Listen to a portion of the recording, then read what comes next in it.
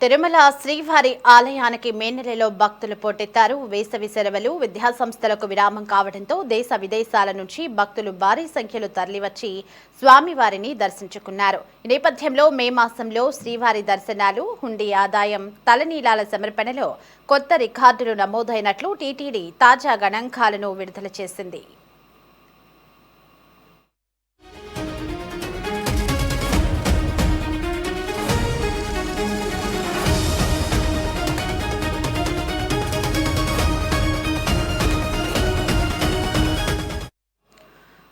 TTD వెల్లడించిన వివరాల ప్రకారం మే నెలలో మొత్తం 25,46,168 మంది భక్తులు శ్రీ వెంకటేశ్వర స్వామివారిని దర్శించుకున్నారు.